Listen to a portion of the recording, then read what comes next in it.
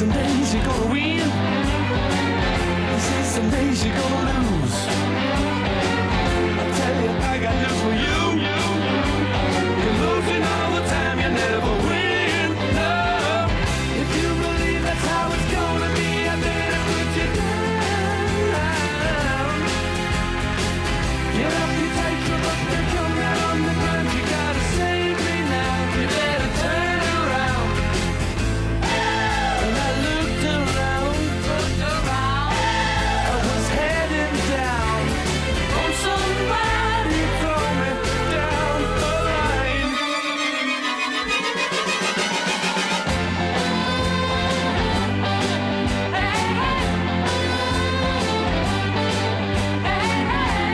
This is the things you gotta give. Welcome back to Monday. It is the 16th day of June. The time is 9:05, and we got a good show for all of you today. Coming down the pipeline in just a couple of hours, or in the next couple of hours, we're going to be talking to the Alton Music Exchange, getting to learn a little bit more about the business and just seeing how things have been going this summer for them as we're trying to keep our dollars right here in the 618. Then at 10:35, conversations continue with poor decisions. And excited to have Stacy back in the studio, but at 9:06, here's what you need to know. Top of the hour news now. Christina Costello of Cedar Lake, Indiana, has been charged with 2 counts of residential burglary after allegedly impersonating an Ameren employee to steal valuables from elderly residents in Madison County and nearby areas. This is something we've been tracking for the past few months, and over those recent months, several suspects have targeted elderly homeowners in the bi-state region, including East Alton and Collinsville, by posing as utility workers. The Madison County Sheriff's Office, working with Missouri law enforcement, conducted interviews, search warrants that led to Costello's charges, which are classified as a Class 1 felony. She is currently not in custody. Authorities are continuing their investigation and urge residents to remain vigilant against suspicious visitors. Also in the news today, a Cottage Hills man, Carmen Landreth, 50, remains in custody following an incident involving aggravated domestic battery and interference with an emergency reporting. On June the 12th, Landreth allegedly headbutted and strangled a family member until she lost consciousness. After regaining, the victim tried to call 911, but Landreth smashed her cell phone to prevent the call. The victim fled to a police station and later obtained an order of protection. Charged with a Class 2 felony and misdemeanors, Landreth is being held without pretrial release as the case is pursued by Madison County authorities. Also in the news today, Phillips 66 has donated $50,000 to the Granite City School District to aid recovery efforts. There was a typo in that. Following the EF3 tornado that did strike the region just a few weeks ago, the tornado that did cause extensive damage along a 22.7-mile path through the St. Louis and Illinois Metro East, severely impacting Granite City, where the gymnasium roof at Prather Elementary was torn off just before the school year ended. The donation will fund repairs to ensure safe, functional learning environments for the students this upcoming year. Also in the news today, the Alton Motorboat Club is celebrating its 84th anniversary this year in the Riverbend region. With about 420 members, the club fosters a welcoming community where generations of boaters connect and share their passion of the river. Located since 1952 at 11134 Harbor Dell in Godfrey, the club rebuilt its clubhouse after the 2019 flood and now features a full restaurant and bar, hosting various events throughout the year. The club emphasizes the environmental stewardship, aiding boaters in distress, and supporting flood relief efforts. Open to both boat owners and social members, the club continues to grow and preserve river traditions while inviting new members to join its legacy. Hope Animal Rescues, a nonprofit founded in 2005 after Hurricane Katrina, continues its mission to save dogs from euthanization at animal control facilities operating without breed or age restrictions. This organization rescues dogs facing euthanization within 7 to 14 days, focusing on those that are friendly and can be saved. Since the COVID-19 pandemic, the rescue has experienced a $17,000 funding shortfall, which threatens its ability to care for animals. Donations cover food, they cover vaccines, medical treatments, and they enrich amenities within, while staff salaries are supported by a separate grant. Community support is vital, and contributions can be made through their GoFundMe campaign to help sustain their life-saving work. Finally, in the news today, In early June 2025, burglaries struck multiple locations across Calhoun, Pike, and surrounding counties in Illinois, targeting businesses including Flowers by Glenda and Michael Tavern. The Calhoun County Sheriff's Office, alongside the Pike, Jersey, Macoupin, and Bond counties, and the Illinois State Police Crime Scene Unit did launch a comprehensive investigation. Through their joint efforts involving surveillance review, evidence collection, and search warrants, authorities identified and apprehended a male suspect on March the 12th in Macoupin County. The suspect, on active parole for prior burglary convictions, was taken into custody without incident and is now held at the Pike County Jail. This is a coordinated multi-agency operation, and they're saying it was crucial in resolving this case. And that's a look at what's happening around the Riverbend on this Monday morning. Let's take a look at weather. 74 degrees. It feels like 83 out there. It will be humid today with clouds and breaks of sun. Tonight, partly cloudy, and it will be humid again. Temperatures reach 83 degrees today and drop down to 68 overnight as we head into Tuesday. Tuesday's going to be steamy, a high of 90, a low of 72, with humidity being at the forefront. On Wednesday, more thunderstorms, a high of 84, a low of 65 degrees, and then on Thursday, a high of 85, partly sunny skies, and a low of 66. And then on Friday, almost a mirror image of Thursday, a high of 88, a low of 70 with partly sunny skies. That's a look at the next 5 days. Here's what's happening now in the heart of the 618. It's 74 degrees. It feels like 83 out there. For time and temperature throughout the day, 618-465-4545. This time powered by Bounce Back, Rehab, Recover, Return Home. You can also stay up to date in real time all the time by going to RiverBender.com/weather.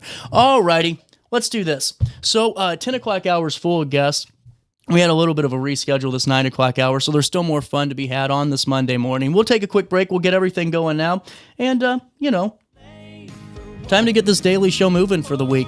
You stay there, and I'll stay here on RiverBender.com at Roku TV. I don't know how it feels to hurt. Oh, I ain't been lonely since you said goodbye. Wish I could say I miss you. Oh, but you know I never lie. Oh no, another bad headache? Yeah. Maybe it's time to see your doctor. OSF Healthcare can handle all of your family's primary care needs, including diagnosing health issues or referring you to a specialist. Schedule an appointment today.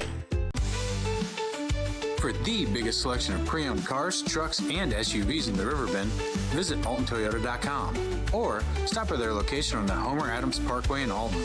Winner of the prestigious President's Award, Munganast Burkhardt Alton Toyota knows how to treat their customers, and they will help you find the vehicle that is perfect for you. For years, Munganast Toyota has been a fixture in the Riverbend, and now Munganast Burkhardt carries the tradition. New name, but the same great service you've come to expect. Yo, what up? It's Mike Keith, the proud graduate of Lewis and Clark Community College. I got my start in broadcasting and now I work all over the country. I discovered my path in media, but I could have been an electrician. Or I could have been a nurse. Maybe not.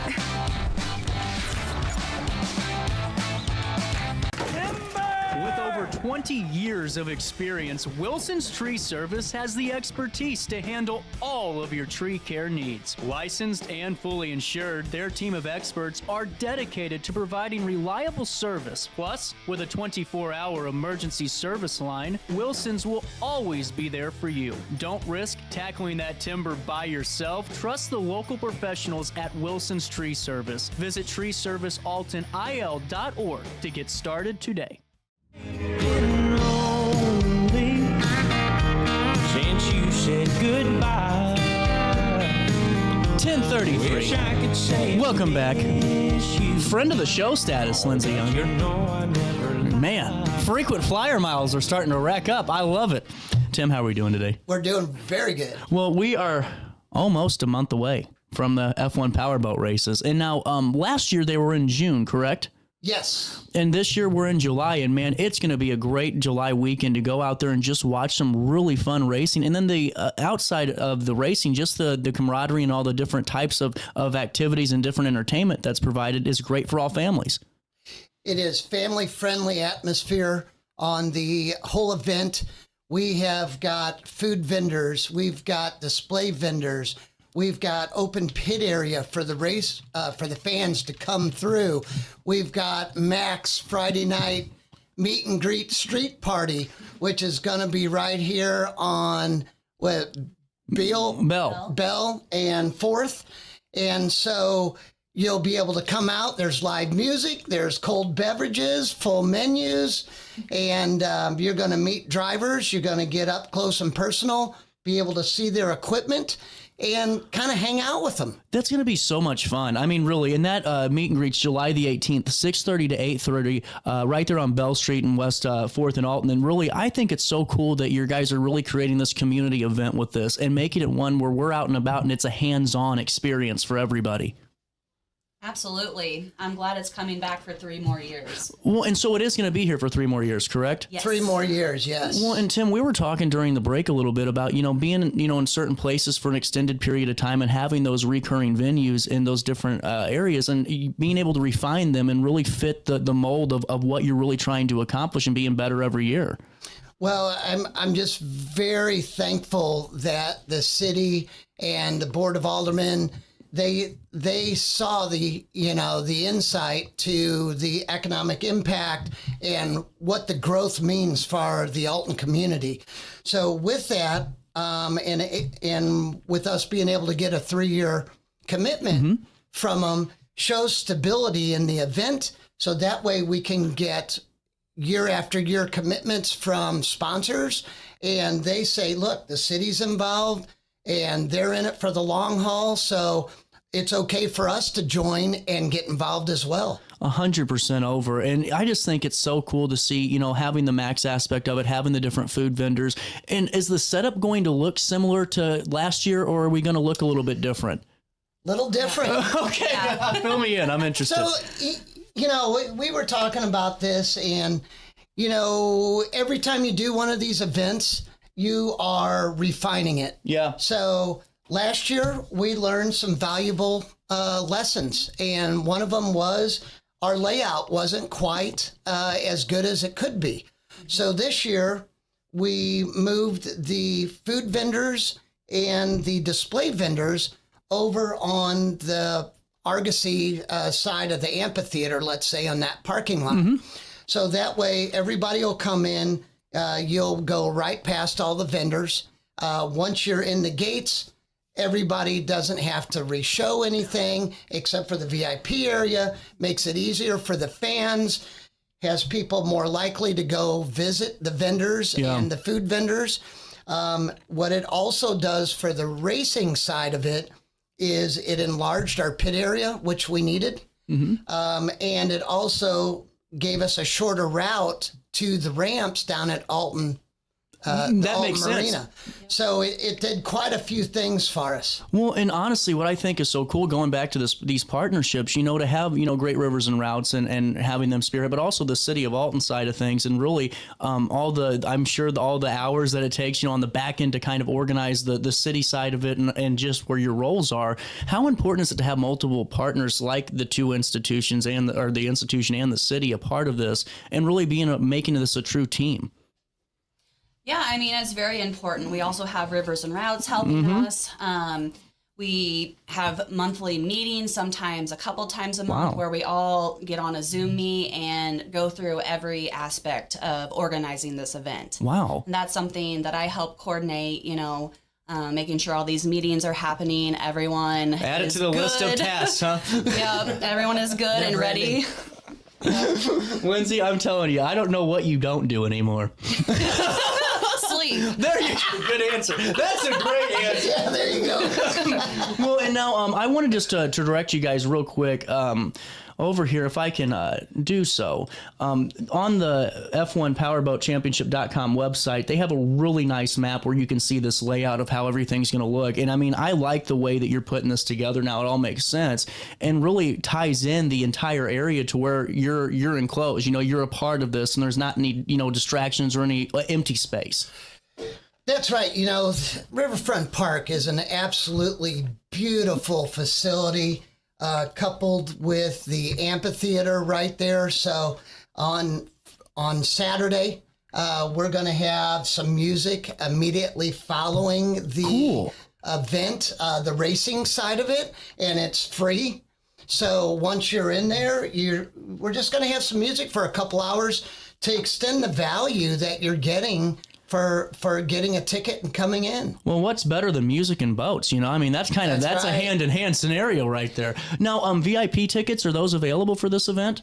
Sure are. You got, there's a little bit different than last year. Okay. So this year there is a charge for general admission, where last year it was free general admission, but then if you wanted a bleacher seat, you paid, or if you had a VIP ticket. VIP ticket's going to be the same.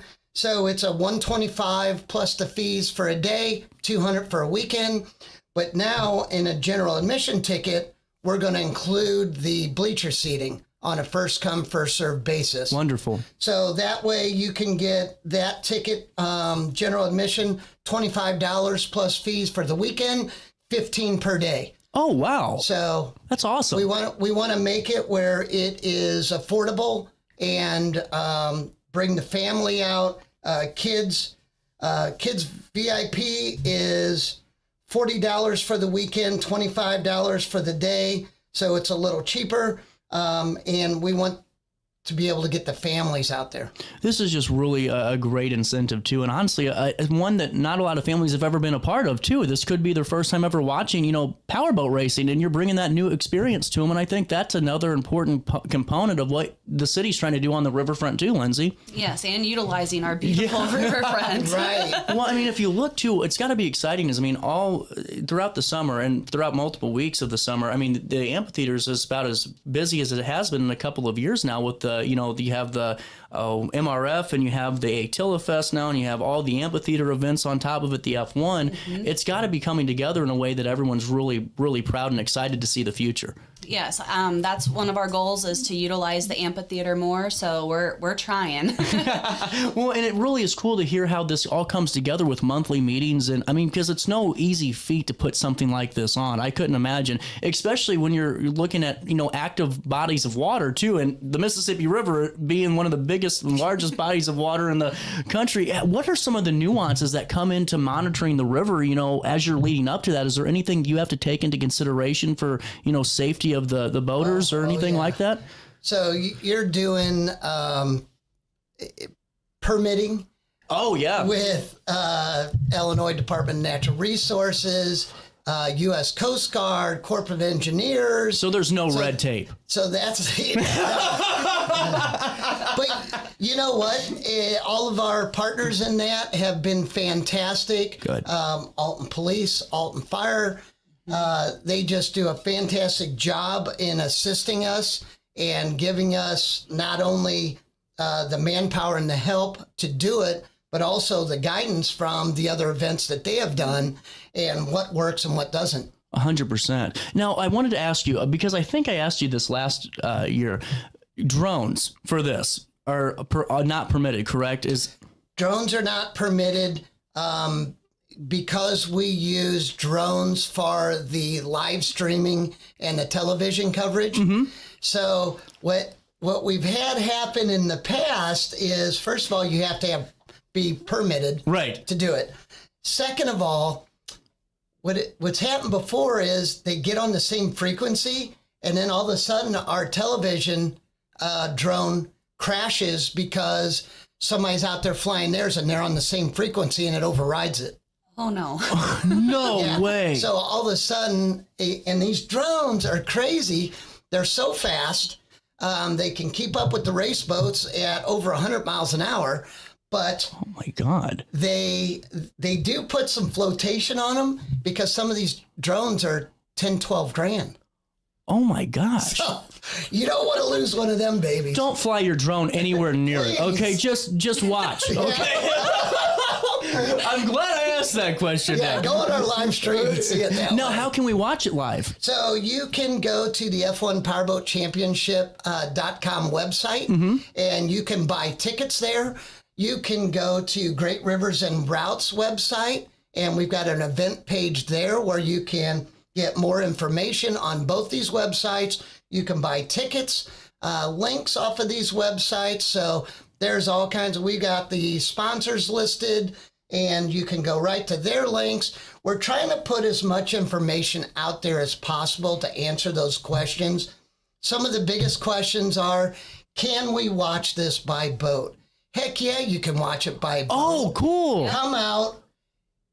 You can anchor out. We've got a safety zone. We want to keep you out of the main channel of the river so that we don't have a problem. But we've got some great local help, which Mike Farmer from over at Farmer's Fiberglass kind of helps run our local water patrol help.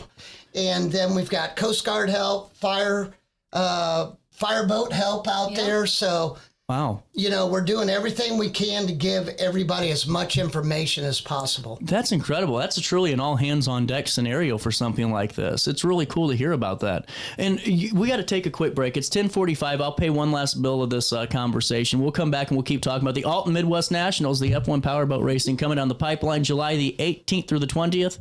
No notes in front of me. I'm remembering good today. Back in a moment. Throughout all life stages, you need someone in your corner, guiding you on your health and wellness journey. At OSF Healthcare, that's your primary care provider. Your OSF primary care provider is there for every stage of life. Find a provider today at osfhealthcare.org/primary.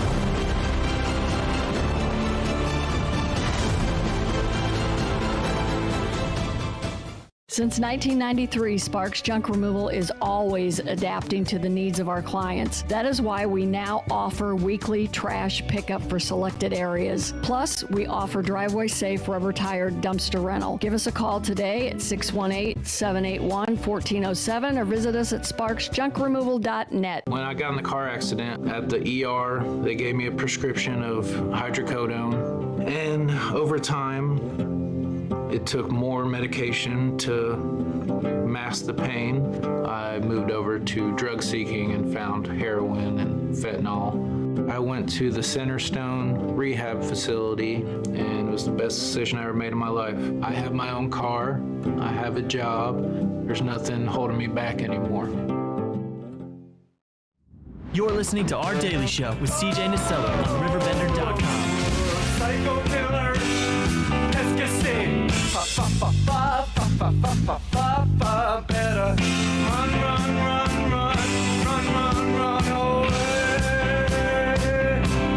10:47. Lindsay, Tim back in the studio. So, before we go back into, tickets and all that fun stuff, let me ask you this quick one. Can we get tickets the day of if we're just stopping by and go, man, I have time, I want to go see this? Or yes, you can. Good. You'll be able to get them at the gate, or you can go online and get them that day as well. Really cool. And coming down the pipeline on July the 18th is going to be this meet and greet with the boaters. And I think this is going to be really cool. And what you were talking about, Tim, is just this fact that this is going to be for kids. I mean, to go and really get their, hands-on, experience with a boat. Yeah, the big thing about the fan meet and greet over at Max downtown is the fact that you'll get to meet the racers, get autographs, get pictures. They will set you in the boat. It's all about the interaction with the fans. That's so cool. Well, and honestly, I think so many times, especially for younger parents too, that maybe don't have the, the checking account to go over into St. Louis and spend all the money to go entertain the kiddos. This is a really great way to do this. It's something different and new, and really is something for the town to be excited about. Doesn't cost you a dime. Right. All you got to do is come and enjoy it. I don't know if I can enjoy it. I can go. No. Oh, man. But I just really think it's cool that this is another family experience. And Lindsay, you were talking about this pit area. Take me through that so you can walk through the pit. Yeah, so once you are, buy a ticket and you're inside there at the Riverfront Park, the pit area is open. You could walk through and also check out, the drivers and the boats and, just kind of see them working on their stuff. It's pretty cool. Exactly. So you're going to get a glimpse of what the team goes through in order to put that boat on the water. Everybody always sees any type of motorsports racing, and they see a driver and the boat or car and the driver's doing it. And there's so much more. There's so many people behind the scenes. Are you serious? Really? That make that happen for that driver to get all the glory. That's incredible. I don't know too much. Is there like a pit crew and everything? Oh, yeah. Wow. Well, and now I got a question. So how often is the pit crew in motion then whenever you're coming back from a race, or how does that work? It's everything. The pit crew is involved in every aspect of it. Wow. So not only are they getting the boat prepared prior, they're putting the driver in the water. They're putting the driver in the boat. Once they put him in the boat, they're running back, driving to be on the dock, so that way they can hold the driver at the dock in his starting position.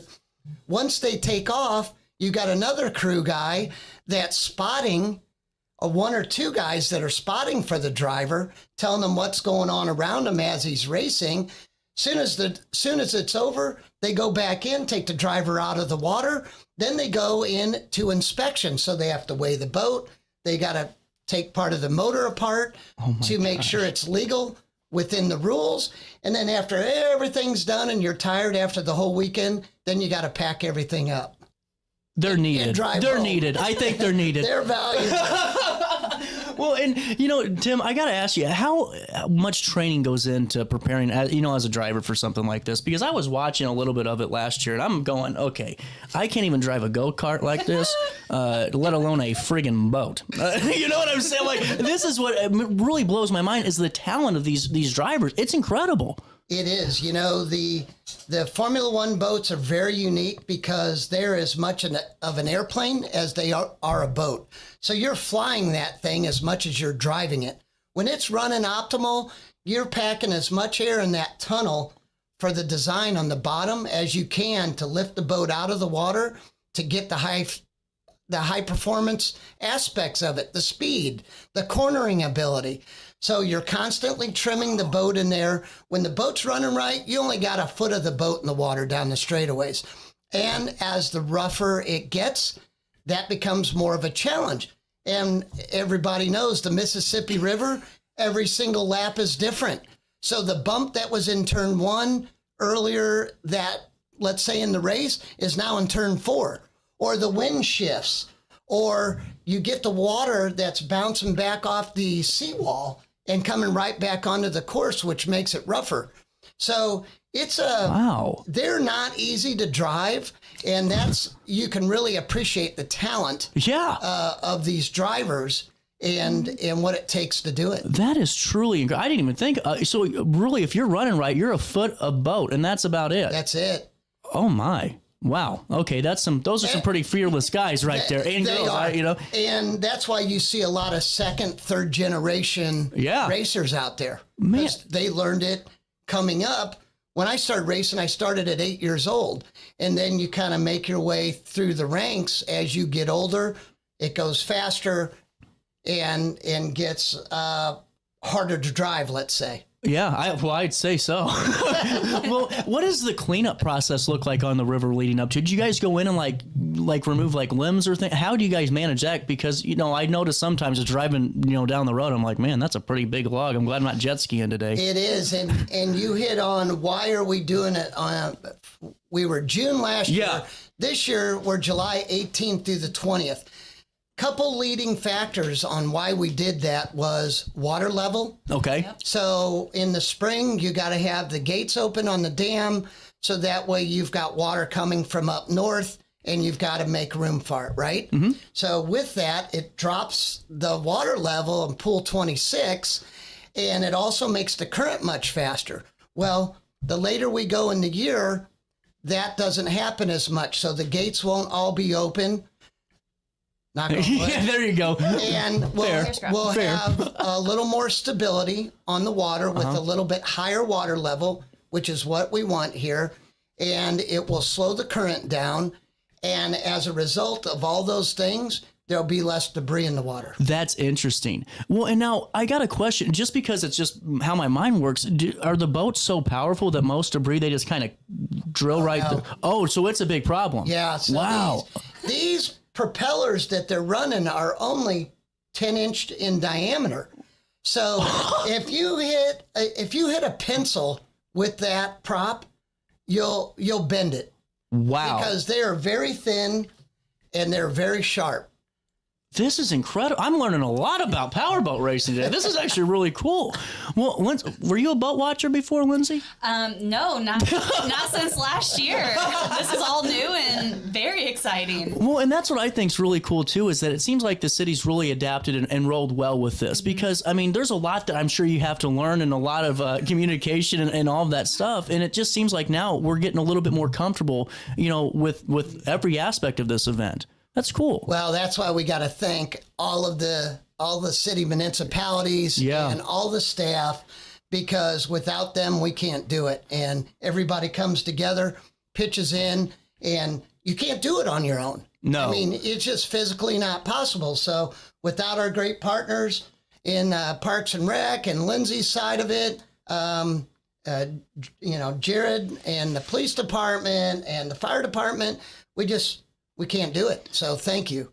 Well, and honestly, before I let you guys go, because I found this on your YouTube, I'm going to play that commercial to get them excited for the 2025 season. That looks really cool, actually. I'm going to play that. Lindsay, just from a bird's eye view, how's the city feeling, about a month out from this, and your role? Are you guys feeling comfortable? Or are we just going to keep charging forward and we're ready for anything? We're on schedule, so everything is good. We're just kind of waiting for a few more weeks, and we're going to start setting up everything, like the fencing and getting everything brought down there. Is there going to be any FAQs for like the public that maybe walks Riverfront Park as setups going on? Should we maybe avoid certain sections when you're setting up, or are there going to be parts closed off?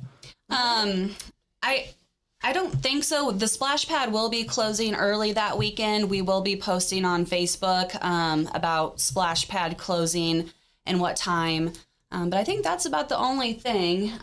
Yeah. Yeah. So Thursday, Friday, we set up. We've got Test and Tune on Friday, which is all free to the public.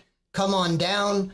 You can view what's going on and get excited and come back and see us for race days. I'm excited. That actually would be fun to do, too, to see the setup of it. Now, let's talk tickets one more time. How can we get our hands on them, and how much are they?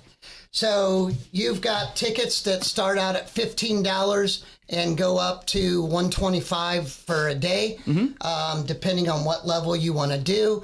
You can go to F1PowerboatChampionship.com. You can go to GreatRiversAndRoutes.com. And we have got links set up so you can buy the tickets right there. We've got more information on there.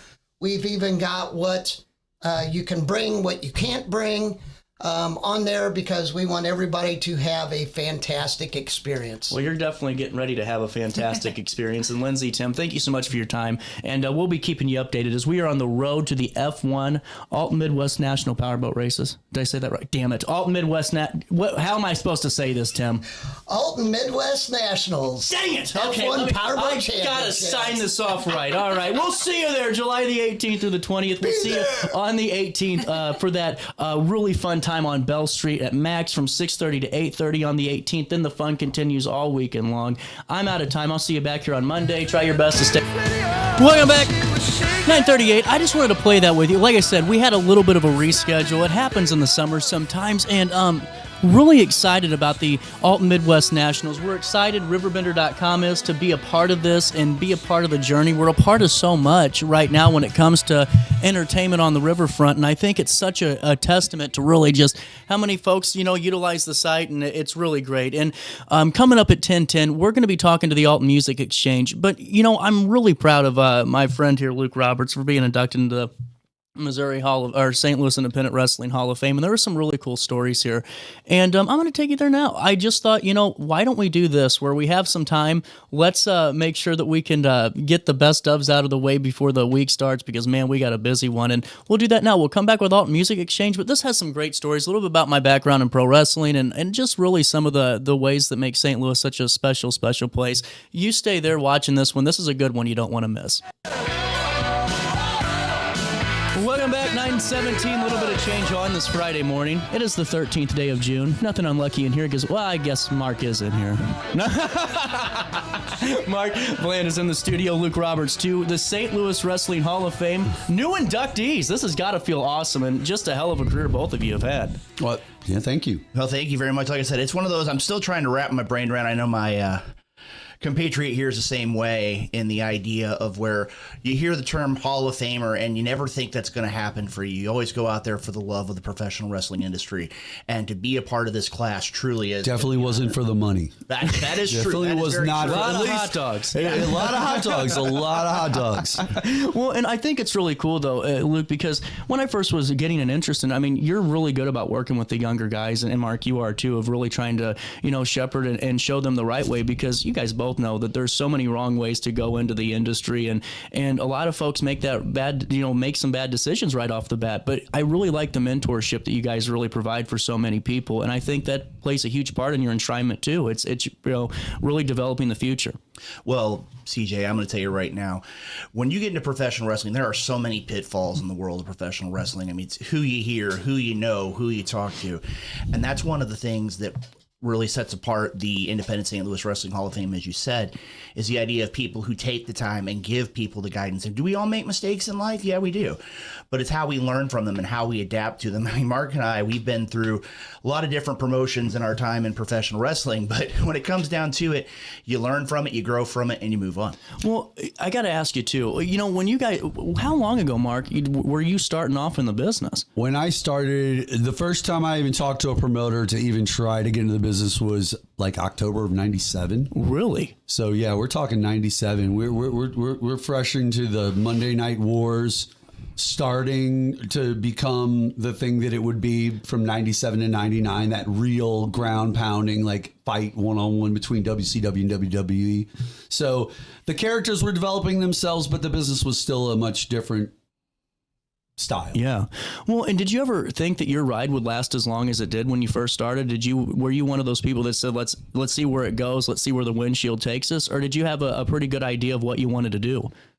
I was already working in television and radio before I got into professional wrestling, and so that was where that's where I am today.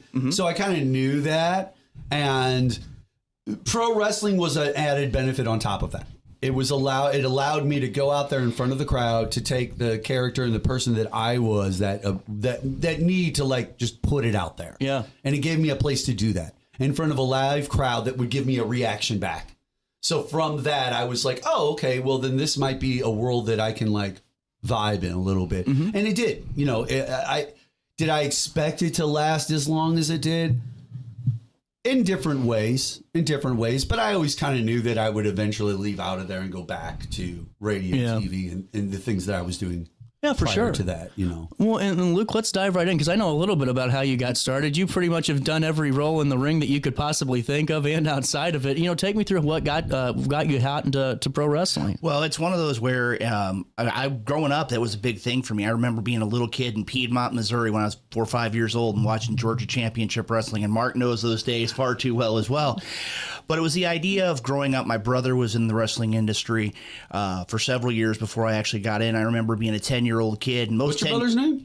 He went by Billy Bob inside the ring. Billy Bob. Long time ago, yeah. Big heavyset dude? Yeah, before Country Joe Bob. I was going to say Country Joe Bob before Country Joe Bob. Okay. Yeah, Country Joe Bob right here on RiverBender.com. But when you sit there and look at it, again, it was most 10-year-olds are looking to get hot dogs and get popcorn and watch the wrestling. I was actually there behind Herb Simmons and another fellow inductee this year, Ed Smith, doing sound, writing programs, selling bumper stickers, you name it, doing all those kinds of things. And it kind of morphs. One of the things, and CJ, you and I have talked countless times, both on air and off air, is the idea of where you've always got to adapt. It's just like in any profession.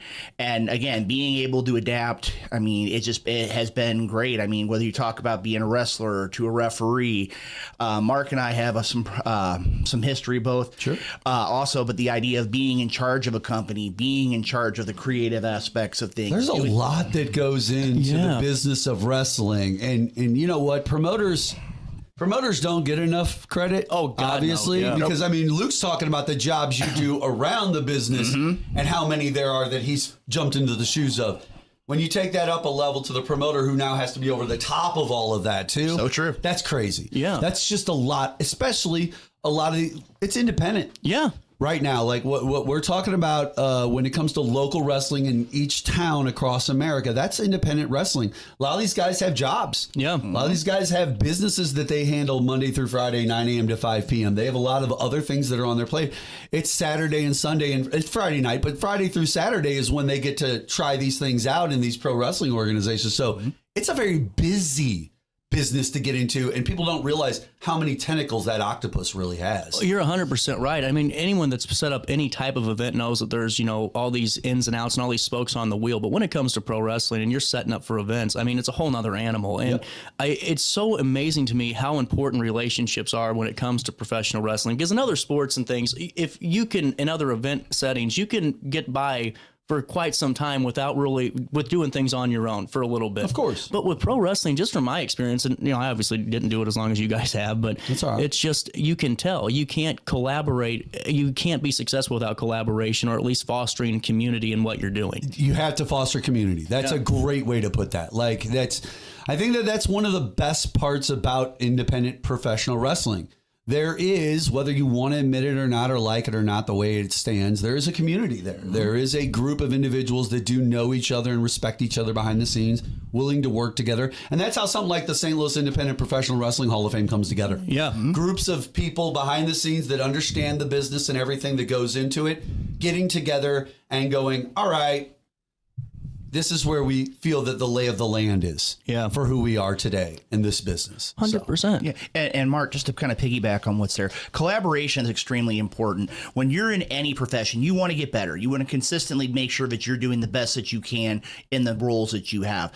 I have a lot of friends outside this industry that are with different promotions. That's one of the things with St. Louis. St. Louis has been for decades has been the hotbed or one of the hotbeds for professional wrestling. And again, when you look at promotions today, I know on a regular basis, I talk to the likes of the voice of SICW, Dr. Drew Abenhouse. I talk to the voice of WLW, Ben Simon. I talk to the voice of PWE, Jeremy Karp. I talked with our broadcast colleague, the one Big Sexy Chris Rodell, down at Dynamo Pro. There's a lot of different Shout promotions. out to Chris. What up, Chris? He's the best, isn't he? I love Chris. Yeah, and like I said, Chris has been... He's a Blues fan, though, and I'm a Flyers fan. Are you serious? Dude, I was a Blues fan for 20 solid years till Mike Keenan piecemealed off Brett Hall and all of them. And then I was like, okay. And guess what? I was right for 20 more years. That's true. Okay, I will give you that, Mark. I won't even go that far, Mark, because for years I was an Avs fan. But then again, same token, too, I wasn't an Avs fan just when they moved to Colorado. But that Colorado team in like 03, 04, 05, whatever it was, with the beards and all that, dude, that was a tough-ass team, though. Well, I look at it from the perspective, though, I mean, again, was the idea of where I looked at it back in the days of the Nordiques. Oh, yeah. So, I mean, again, I was one of those, like I say with the Cubs, you follow them even through the bad years. And again, that's one of those when you look down to it, again. He's going back to when we called it the Norris division. That's true, that's true. But when it comes down to it, you look at professional wrestling, and again, it's just that collaboration. And again, right now, there are 12 different promotions in the St. Louis area. That's wild to me. And the idea of where everybody comes together and has the opportunity to make this industry better. It's one of those things you always make things better than when you left them. You know, 12 promotions, Luke, and I'm just trying to get one last match to bleed all over, you know. We're going to get there. All right, back into You want to bleed that bad? Oh, God, yeah, come on. Okay, with that being said, you know, before we go back into pro wrestling, I was a Blues fan when So Taguchi was the only one at the Scott Trade Center watching the game. Do you remember that? So Taguchi, wow. Yeah. 06, he was out there, the only guy in the stands. It was him and Molina. That was it. Wow. I was that crazy. much of a fan. But, you know, what I think's cool, too, is you have to be so good in really honing in the craft when it comes to working independent shows, in my opinion. Because you only, you know, some shows, if it's just depending on the day of the week, and, you know, you aren't going to maybe have the fullest crowd. So how can you connect with those couple of people right away? This is a question that used to not be able to be answered in the business of professional wrestling. Sir. And now, because of the internet and the internet wrestling community, where we are now 25 years later, I use 2000 as a good break point to the before and the after, like the millennia, because we are from the 1900s. That's true. Isn't that kind of nuts? We're from the 1900s, bro. Like if people say, go back to your century, like that means something. Like that really means something. And it makes me feel old. But before, when kayfabe was the primary way that we handled the fraternity and the business behind the scenes, that was a discussion that was never had on radio or out live and stuff. Exactly. Now that even Triple H and WWE are like, we're going to just open all the doors. We're going to do like whole documentaries, whole year-long like runs on MTV of just everything. We're going to let you know everything. And it's like, okay, well, I'll tell you how. You find a way to look yourself in the mirror and go out in front of the crowd and go, today, there's only 25 people out there that paid to get in here. And it's a small crowd. And we might get paid in hot dogs today. Yeah, that's true. I want to become good at showcasing this character, this act to the people, and I will focus on that as my primary goal. That's where that drive comes from. Outside of that, you feed off of them when they are more and more and more there. But outside of that, it is you got to get up and go, I want to be out there, half naked with baby oil on me, looking great, but I want to be out there and then get hit in the face with an elbow. You know, Mark, you have to want that. Yeah. Well, one thing you look at too, Mark, is there have been so many wrestlers that we've had the opportunity over the course of our careers to see who have been in those 10, 20, 25, 30 seat KC halls, American Legion halls, VFW halls that have gone out there. And again, that's how you better yourself. You go out there and you do those things, and seeing people who have had the opportunity, the likes of a Dirty Jake Durden, guys like High Level Enterprise, guys like a Matt Seidel, like a Delirious, like a Mischief, like a Daisy Hayes. Another one here in the area was Akira Tozawa, which you can see every Monday night on Netflix. Yeah. But when it comes down to it, I mean, again, that's one of the things when you look at professional wrestling, it doesn't matter, as Mark said, whether it's 15 or 15,000, you've got to go out there, you got to be able to live the persona. And that's what those wrestlers do each and every night. They give you every ounce of energy they've got to make sure that from the second you walk in that building to the second you walk out, you are that person. That is who you are 24/7, and that's how you become a success in professional wrestling. 100%. Hey, before we take a break, I want to ask, what led up to this enshrinement? How does this process work? And really, how did you guys find out? Well, I'm going to tell you right now, mine was very surprising. Many people know, as you say, you always evolve in professional wrestling. I got a couple different wrestling podcasts that I'm very actively a part of. And we were talking about, I can't remember what it was, because I'm usually a format guy. CJ, you've known me for years. I'm a format guy. If I go 13 words off the format, I lose myself. He does. But when it comes down to it, I mean, again, Jim Harris came on the screen and we were talking about wrestling. He talked about inducting me into the Hall of Fame. And I mean, when you sit there and look at it, you never think it's going to happen until somebody gives you the call. It's like when you talk about Cooperstown, you talk about Canton. And when that happened, I mean, it kind of turns into that next avenue. I mean, again, when you look at Mark and I, wrestlers, managers, presidents, director of authorities, general managers, you name it, it's one of those, to quote Ric Flair, for all we've done wrong, we must have done something right. Yeah. And don't forget, too, there's a lot of people on that list who've already been inducted and who will be in that room on Sunday, and a lot of people in the future that are going to be going into this Hall of Fame. That they work hard, and they know that this business gives back, and they understand that this is why you do all the little things. Yeah. You asked about how I just found out I was called out of the complete blue, and I got a phone call. My wife handed it to me and said, "Hey, somebody wants to talk to you." And I broke down. Yeah, I broke down because it is big, and they're pro. But this is the other thing I want to say: those people that are in that room, all those people, there's a lot of money that was made in that room. Mm-hmm. Yeah, from people like Mischief and myself. And other people that have already been put into the Hall of Fame and people that are going to be put into the Hall of Fame. A lot of money in this business was made in that room. 100%. And they understand how this business works from top to bottom. This really is a true professional Hall of Fame in sports. Like this isn't just some thing on the side. Those people did go work out. They did put themselves through the grueling process of exercising to get to where they are and training for their trade that they wanted to be good at. And they were able to go out there and make good money on it too. Well, and too, I mean, if you look down the Rolodex of inductees, I mean, you guys are not only part of names that are known here in the region and locally, but also ones that made it and truly made it. And it's a hell of a list to be a part of. Sure. I mean, it really is. Very true, very true. Hey, it's 9:31. We'll take a quick break. Hey, while I have you, those purple and yellow trash cans that you're seeing, they're mating like bunny rabbits and popping all across the 618. That's Denise Sparks' trash can. You know why that's happening? No, I don't. It's because she answers her phone. Who's Denise Sparks? She is the queen of junk and now the queen of trash. 2 years ago, she said, right. CJ, I got to take on the big boy. They aren't picking up trash the right way. No one's taking care of us. You call, they give you a number, and they'll call you back in about 3 weeks, and we can't have that happen. Can't have that. So for 30 years, she decided, I'm going to use my junk experience and turn it into trash, and I'm telling you, she hasn't looked back. You can go to sparksjunkremoval.net and see the coverage area and see just how affordable it is. You know what's great? That old school way of business. When you call Denise and say, hey, got a little bit extra in my trash today, or hey, I have this extra item, her and her team are there to take care of it. They're environmentally eco-friendly. I do get paid to talk, Mark, and they're here every step of the way. So go to sparksjunkremoval.net, reclaim your space today. Oh, and if you have that hot tub that's been broken down since the first George Bush was in office, or the Bowflex that all the clothes are on now because you tried it once at Christmas, it's gotta go! Sparksjunkremoval.net, reclaim your space with the queen of junk today. Throughout all life stages, you need someone in your corner, guiding you on your health and wellness journey. At OSF Healthcare, that's your primary care provider. Your OSF primary care provider is there for every stage of life. Find a provider today at osfhealthcare.org/primary.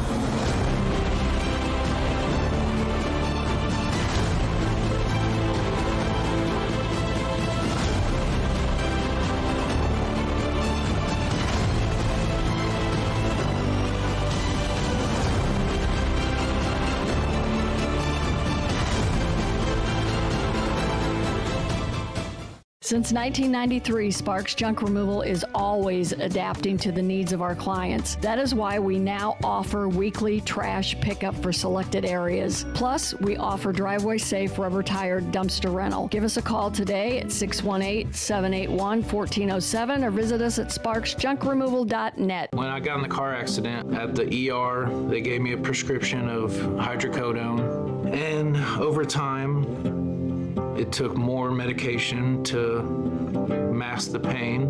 I moved over to drug seeking and found heroin and fentanyl. I went to the Centerstone rehab facility, and it was the best decision I ever made in my life. I have my own car, I have a job, there's nothing holding me back anymore. You're listening to Our Daily Show with CJ Nasello on RiverBender.com. Running down to the tide, taken away to the dark side. I wanna be your left-hand man. I love you when you're singing that song, and I got a lump in my throat 'cause you're gonna sing the words wrong. Is this movie that Welcome back. Mark, Luke are back in the studio. I'm here too, but I'm not the important one. we got some inductees. What are you talking about? You are the important one. You are the star of RiverBender Radio. Yeah, he's you are the star and the host. The show's every about day of the week. What are you talking about? There's not even any other spotlights in the room. He's like, not important here. You know something Nobody else knows too? who I am. Mark, you know something else too? I had to do commentary along with this man for a better part of a year and a half, and for him being so humble and self-depreciating all time. You know, completely different. But no, it's not a spotlight. These are Kmart lights I have installed. They're going to turn blue here in a second. It's $4.67. Trump's Terrace made it $5.67 for that new spotlight. Oh, man. Well, you know, Luke, we've had some fun doing commentary together. And it was really cool because when I went to Austin for Dustin School, you were one of the most supportive people there. And, always have been. And it really just is cool to have you back in the studio. But, we have some time. We got to hear some stories from the career here. What are some of the people you want to highlight, Mark? I'll ask you the same question. Some of the stories that our audience can hear. By the way, we're on internet radio. We don't have the FCC anymore. They can't control me. So, Well, they can't come after you like they did at the end of last year on me. Yeah. Oh, that's good. Yeah, that's another episode there, right? Completely different episode. Mark will be back for the late night show. You guys want to hear some of the FCC federal government coming after people stories? I've got them for you. I've got all kinds of cool stories on that. That's for sure. Yeah. Well, as we go about this right now, I mean, again, there's a lot of good stories I've had over the course of the career. One of them I know full well was, and I'm going to go ahead and throw the first one out here because you're here and we're going to talk about it. Was the idea, as you know, CJ Macello, well known all across the bi-state area, and had an opportunity. We had to go to an event in Kansas City. Yep. And we're done. He did a great job, as he always does. Like I said, just like he does here on RiverBender.com and on our daily show. And all I know is we were sitting there, we were driving back home, and myself and the other gentleman who was in the car, and just for the record, get well soon, Ace. I know he had shoulder surgery to do a lot of replacement and a lot of, I think he had to have like pins and plates and all sorts of stuff just to keep it in socket. So get well soon, Ace. What was the idea? We were driving, and all of a sudden, CJ's wondering, what in the world is hissing in the front of the car?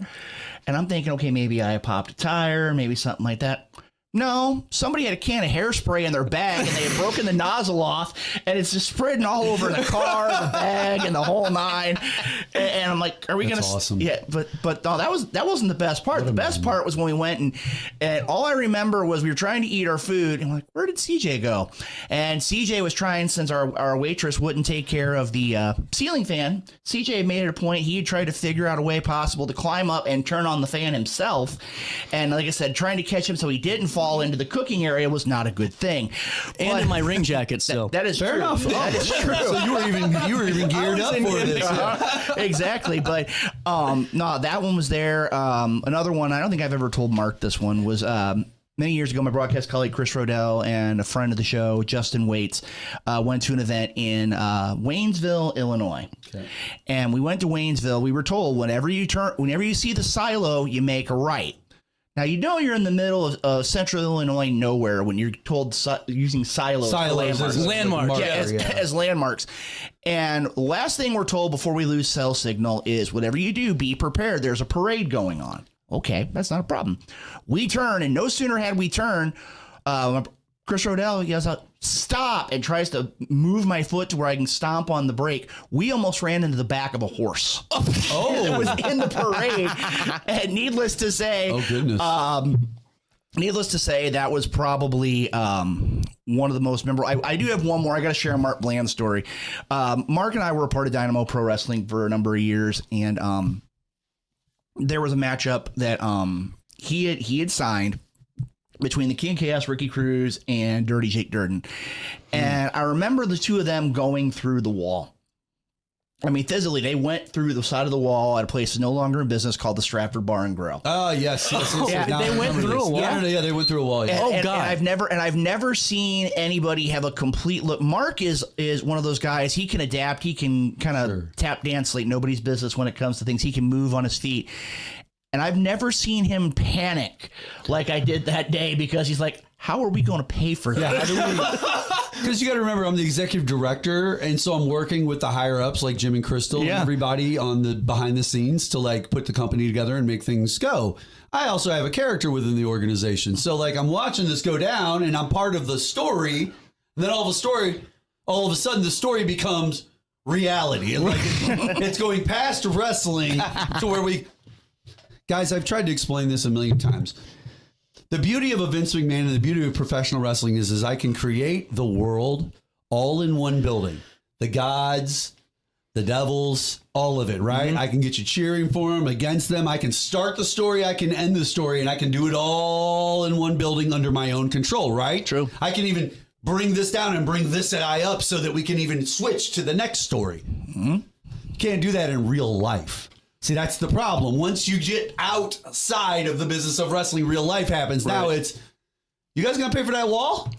Because we want to know if you guys are going to pay for that wall, because we can't have you wrestling here if you're just busting our walls. Like, that's where the game becomes, hey, I don't care about your stories. Yeah. Fix my wall. I've got a business to run here. I got to sell another margarita to a 21-year-old girl from Festus, okay? Like, I have to do it. Like, I have no choice. So, like, that's the reality that sometimes sinks in. What was Ricky's response? Ricky's response? Those guys were they're finishing off their match and just like trying to get through, like, you know, licking their wounds. In most cases, I don't remember specifically, you know, the conversations that happened right after that. I really don't. But I will tell you this. In most cases, those guys don't mean most of that stuff. They're not looking for that. If somebody gets hit in the audience or something, like at WrestleMania this year, we all famously saw the ATV situation with Stone Cold. And I thought he should have gotten a DUI. And then the girl kind of fell down after the fact, and it was like, this, and it's like, they have been doing this for years. They understand that there are people there. They have tickets that have these indemnable clauses on the back of them that say that these things can happen, but also they're not trying to hurt anyone. If Stone Cold, he just wants to go back to his ranch and have another beer. Right. Like, he really is. Like, he wants to spend his money and enjoy his ranch and his days. He's not trying to hurt you or your family, your moms, your dads, or anything like that. Nobody is.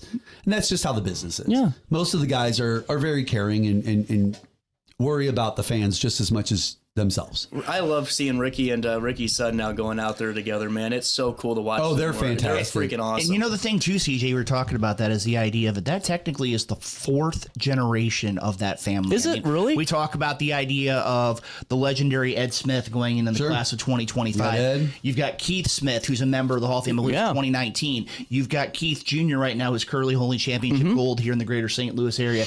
And then who knows, we might have that fourth generation. You know, Mark, I had one here, and again, I'm kind of taking away from CJ here, but it's a story I think that the viewers and the listeners need to hear about. Back early on in your career, you and I came up from the same place in life. We came from this beautiful South Broadway Athletic Club Training Center. Correct. And by the way, another thing about the community, we were talking about how the wrestling community, that's how me and Randy Orton and all of us trained back in the day. We went down to South Broadway Athletic Club. They had a free center where you could go and bounce. The ring had no jacks, and it sucked every time you took a bump in it. Yes, sir. But it was a place to train and work on your abilities and skills and become good. And it didn't cost a dime. Right. And there was people from all different organizations that would come and train and work out and try different things there. And so really cool. And there's that community. And that's one thing to look at too, Mark, is the idea of where when you look at professional wrestling here and you see all these wrestlers that came up. Sorry, I didn't mean to cut your story short. No, this is exactly where I say that's why we know each other so well, is the idea when it comes down to it, this man had the opportunity to see a very, very, very young Randy Orton. And that's one of the things, too, with the Hall of Fame. Going back and looking at the history, one of the things that they're going to have on display are some of the different posters from these different promotions. And one of them actually has, I believe it is Randy Orton's second professional match from the South Broadway Athletic Club.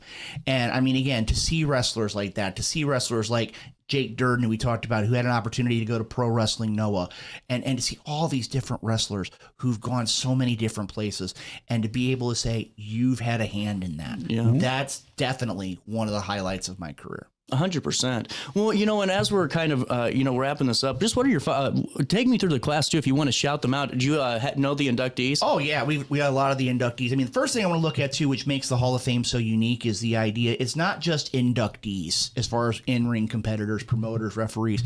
There are also other individuals who are going to be receiving special accolades. One of them is the John Blackheart Award. And as Mark and I can both tell you, John Blackheart was probably one of the toughest men we've ever had the opportunity to be in the John ring. is, as far as I know, John's inducting me. Yep, so we kind of make sure he's there. But when it comes down to it, I mean, he was double tough. Actually, I don't want to use that because we use a lot more triple tough. But the gentleman being inducted with the John Blackheart Award, Douglas O'Shea, is a man for 30 years who has gone out there. It doesn't matter who it is, where it is, when it is. You tell him he's got a match to go to, he's going to do it. We also have the Jerry Bullion Award, who is a longtime fan, but he was one of those. He was very knowledgeable. He was very active in the professional wrestling community. And this year's inductee is Peggy Mender, a well-known fan to the idea where she'll tell you exactly what you did right, what you did wrong, who she likes, who she doesn't like. She gets around to a lot of the shows. Yeah, a lot of us got to know her and get really to cool. see her, out there, and she being so supportive. That's important to a lot of people. That's a really cool point of it too, is the connection that independent promotions have with their fans too, and just that network. Because there's some that really almost become part of the family in a way, you know. And I think that's a really good component too. I also saw Pete Madden's going to be inducted this year. Oh my, we could have a whole episode. Is there going to be a wood chipper match at this? Me and him were supposed to have. I'll send you, CJ. I'll send you the poster. This was supposed to be on May 32nd a few years ago. Me and Pete Madden were going to have like a bed and post match or something. Oh, I'll send you the video. Yeah, it was fantastic. I can't wait. Me and Pete got to get this in. Oh yeah. but when you look, this match is going to be amazing. Yeah, but it's one of those where I got to share this Pete Madden story. Back the 5-year GCW reunion, Pete Madden was in a battle royal, and one of the competitors was early on was Johnny Greenpeace, and Johnny Greenpeace always came around with his tag team partner, his second, if you will, Tree.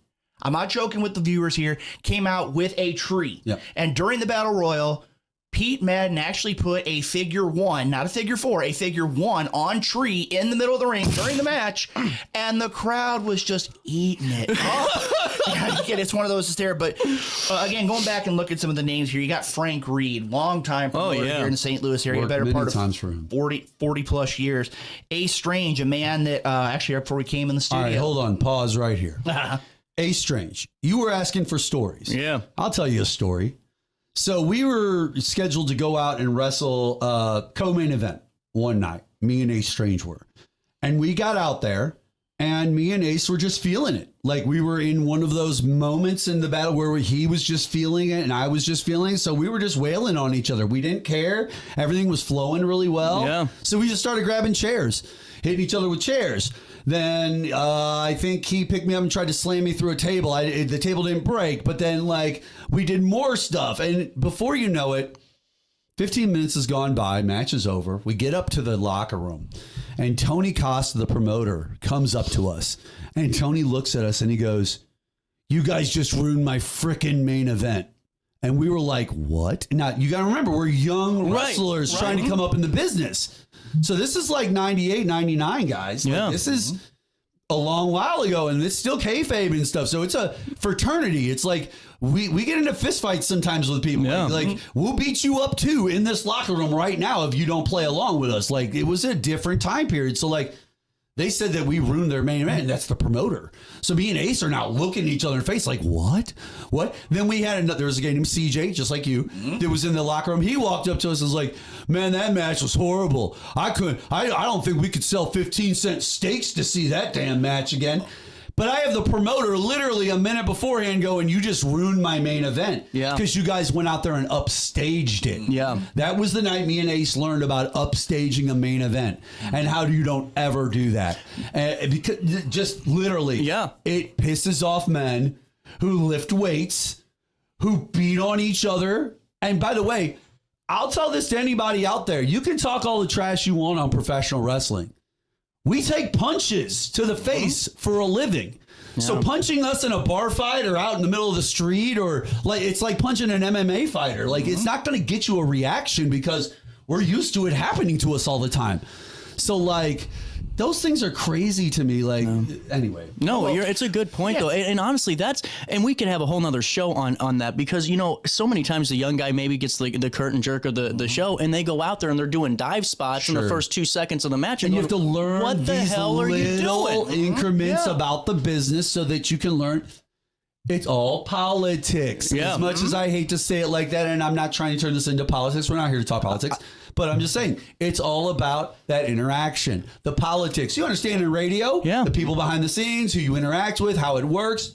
Same idea. Like Dick Every Douglas other was so business. successful. Very, very true, Mark. And again, when you look at some of the other names going into the Hall of Fame, you've got Steve yes, Sharp. I'm sorry. Yes, Steve Sharp. Steve Sharp, Yeah, he's another great. man who went and took his professional wrestling on. I mean, here's a guy who actually He's spent worked time everywhere. He spent time in WCW before they finally closed up shop, and then proceeded to move into the entertainment world, movies, television, you name it. I believe he had a reoccurring role in the Empire series. Yeah, he was on Empire, the TV show. Oh, wow. Really He cool, was like one of their bodyguards on the TV show. Very Yeah, true, Steve's been around the game for a long Hell of a time. career. Exactly. Yeah. Ed Smith, known from the Wrestling at the Chase days, but also many a time at the MMWA. Ed Smith gave me the greatest piece of wrestling advice I ever got in a business, which was, you have 2 ears and 1 mouth.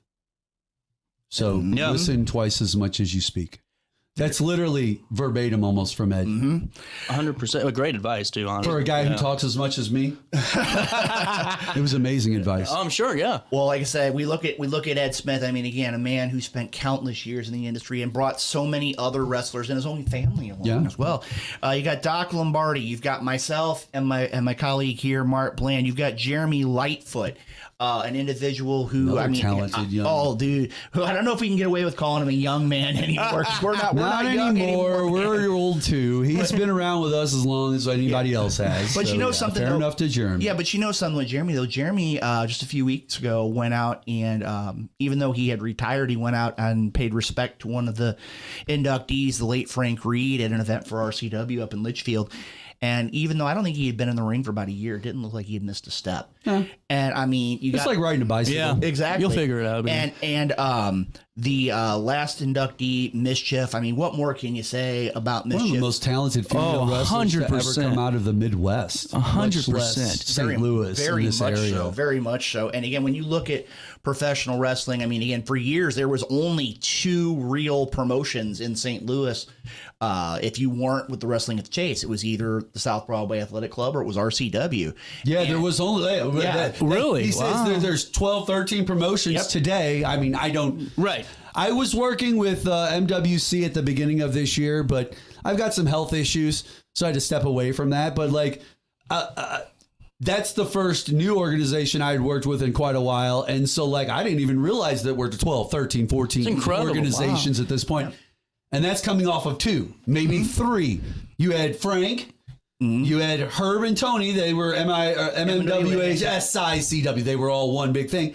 And then you had GCW. Yeah. That was it. There was 3 organizations. That's the only place you could work, really. And that's one of the things when you look at this Hall of Fame induction class and you look at the history. And again, if you go back and look on social media, look at Facebook, Independent St. Louis Wrestling Hall of Fame, and you see some of these names, not only who have gone in, but who are going to be doing the inductions. I mean, you have the likes of a John Blackheart. You've got the likes of a Herb Simmons. You've got one that I find really interesting is the idea. We have Doc Lombardi going in as well. I don't want to leave Doc out because Doc would intimidate me with that baseball bat he always carried everywhere. But I mean, again, one of the things I think I'm really looking forward to, other than the ceremony as a whole, is the fact that Jeremy Lightfoot is actually having his own son induct him. That's really cool. That is something that just really cool. amazes me. Yeah. His son just managed to start really getting active in the ring, and I'll tell you right now, his son, if he's even 100th of what his dad was, he's going to have a very bright career in pro wrestling. And again, it's one of those where if you get an opportunity and you're in the St. Louis area, Sunday, June 22nd, it's going to be a great day. You have an opportunity to get a good meal. You get the opportunity to meet all these individuals who've paved the way for so many at the Independent St. Louis Wrestling Hall of Fame. Well, and the induction ceremony will take place Sunday, June the 22nd, 1 to 5 p.m. at Andre's Banquet Center. That's over there at 4254 if you want the physical Telegraph Road. Are there still tickets available? There are a few tickets left. I mean, again, this year, with knowing the class that was going in, there's actually 2 banquet facilities inside the one. Oh, right wow. now, and they've actually had to open up the bigger room for us. There's a huge amount of people that are going to be there. If you need to get tickets, you can go through the Facebook account, and they'll get you in contact with the ticketing agent, or you can give us a call. Number here is 314-215-1481. Like I said, if you want to get a ticket, you need to get them quick because they are filling up, and this is going to be. Could we have the next one at Fast Eddie's? That would be good. Like, could we have? I mean, think about it: chick on a stick and an induction. I mean, that's Thank you, Mark. Well, remember, this is the business where we were paid in hot dogs and handshakes. Exactly. That is true. So a Chico stick and a Hall of Fame induction. It goes hand in hand. I think so. It's like a pothole and a Tim tag in St. Louis. I said Chico stick. A chick on a stick. Yeah, but like I said, there's. You know what we could have next time? What's that? We could actually make it a point. We could actually convince them because CJ's got all the pull. Right. Let's go ahead and have them bring the food here. Sure. We can have something right out here in front of RiverBender.com. That's right. We'll have an event. We'll have the food. We'll have the induction, and everybody will have a great time just like they are on Sunday the 22nd. Durden and Cruz going through the wall at the Stratford could have only helped that look of the place. Hey, I got to tell you, Hey, listen, that Stratford was a unique place to work because when you would go out the back door where we would load in, you were right up against some of what I would consider St. Louis's finest crack den locations. Listen, no, this is not a knock. This has nothing to do with Dynamo or anybody who was working for us at that point. We just had a spot to do our show. They were an old hotel that had like this big wraparound complex. And when you go out that back door, dude, the windows were wide open. You could see the people in there. They'd be arguing on their phones, screaming at people about how they're homeless and that they don't have anywhere to go. And so it was, and I'm not like, it was one of those dive motel type establishments that had that aspect to it, as well as like a facility, a place for us to wrestle in. Like they had their own bar and like a place where they made a bunch of money up front. And they had great And they music. did great. They Yeah, had they had good music music. It was a acts. good place. It was just behind the scenes. They had this whole hotel complex that they used to try to like live off of at the bar, you could tell. Yeah. But that kind of went by the wayside. It became those week to week people that can just barely afford enough to stay there, which is okay. Yeah, I get you. People got to do what they got to do to live in this world, and I respect that. It's just interesting dichotomy when you walk out that back door and you're just sitting there dead tired after going through the wall, and all of a sudden you hear somebody screaming on the phone how they're going to be homeless in an hour. Oh my God. Well, and one of the things you look at too, Mark, real quick, is the idea there are so many venues, the likes of a Stratford Bar, Oh, yeah. like a Big Texas, like a South Broadway, A lot of different places. like a Wild Acres Gymnasium, Like a parking lot. Sure. the River's Edge Complex. You were talking about Frank Reed earlier. One night, me and Gary Jackson went over there to work for him, and we worked a 20-man over-the-top battle royal in the middle of the street, one of these towns over here. And maybe Dupo. All I know is that we had our main board in the middle of the ring break in half. Oh, no. And then there was literally a 12-inch wide just gash through the middle of the ring to where every time you stepped, your foot went a foot down because the mat started to cave in. And then you had to still wrestle 20 minutes in a ring like that. Yeah. And it was an over-the-top rope battle royal. So it wasn't like just go outside and wrestle out there. No. We had to wrestle in the ring over the top rope battle royal. That's all a part So of you it. had to do it. Right. And that's in the middle of a street with 200 people standing around watching it.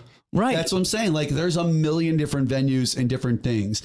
And and it gets as cool as also Wembley Stadium for a WrestleMania. Too, I'm sure. True. Like, gotcha. And one of the things to look at here is all these men and women who are going in the Hall of Fame have done so much for this industry, as we said, to make it better than what they found it. And on June 22nd, the Independent St. Louis Wrestling Hall of Fame is going to be paying homage to them. I mean, again, the Missouri State Athletic Commission has acknowledged them. The National Wrestling Hall of Fame has acknowledged them. There's a lot of great things going on. And make it a point, if you can get an opportunity, please come on out and show your support for those who've paved the way for so many wrestlers today. 100%. And, that takes me to the final thing as we're wrapping up. Just what's your thoughts, just kind of bird's eye view a couple of days out as you guys are going into this? Mark, I'm going to let you have the first one. Bird's eye view. Probably very humbling. Mm-hmm. A lot on your plate to kind of think about. You're going to be talking to a room full of your contemporaries and people that you've been around for many, many years and decades, depending on the person. And so that comes in. You're going to have your friends, your family there.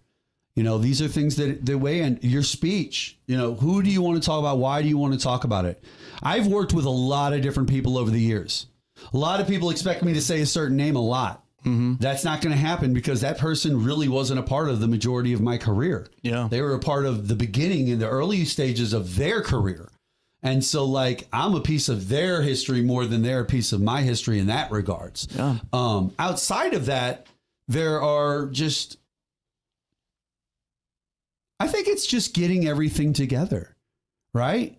Getting a suit together so that you look nice for the event, and, you know, making sure that you're going to get around to talk to everybody and hope that you get to see everybody you want to talk to. And, you know, it's just going to be a busy day, a lot going on. So that's kind of where I'm at, bird's eye view right now. Perfect. And I got to tell you right now, for me, it's the idea of being able to see the contemporaries and all the people that not only helped you, but to bring you forward. And an interesting side note with mine is the idea where it's going to be the first time in probably 15 years the 3 men that train me are all going to be under the same roof. Oh, wow. That's cool. And again, the idea Who were those 3 men? It was Pete Madden, John Blackheart, Got it. and my brother.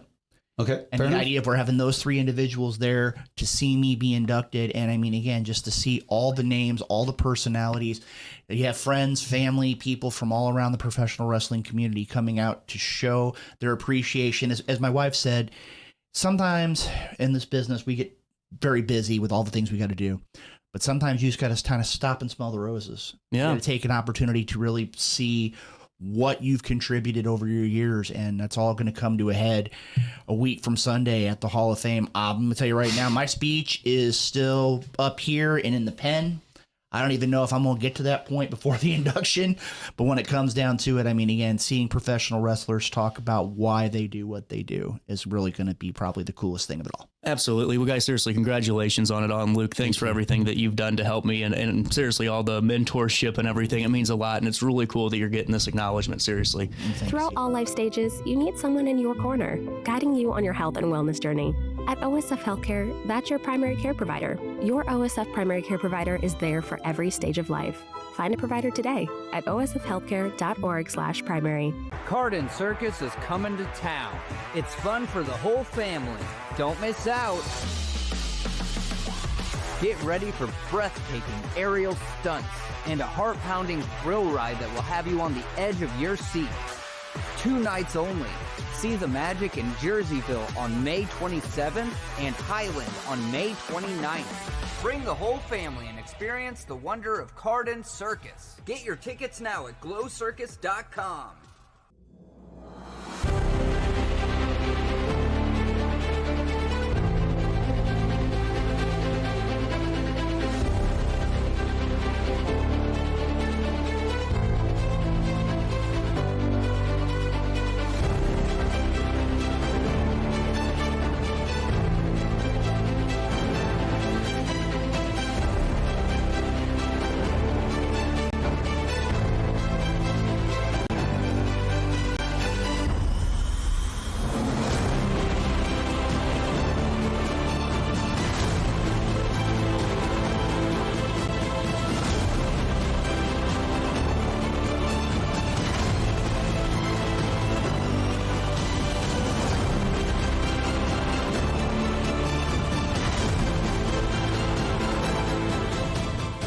Since 1993, Sparks Junk Removal is always adapting to the needs of our clients. That is why we now offer weekly trash pickup for selected areas. Plus, we offer driveway-safe rubber-tired dumpster rental. Give us a call today at 618-781-1407 or visit us at sparksjunkremoval.net. When I got in the car accident at the ER, they gave me a prescription of hydrocodone. And over time, it took more medication to mask the pain. I moved over to drug seeking and found heroin and fentanyl. I went to the Centerstone rehab facility, and it was the best decision I ever made in my life. I have my own car.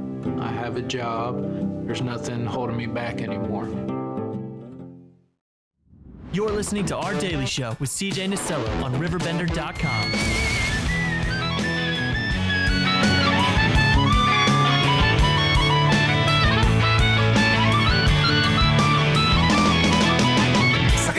Suck it in if you're in Tintin or in Berlin. Make it a spin move or else you'll win. And then begin to see why What you do to me that's empty is Welcome back. 1028, little bit of change.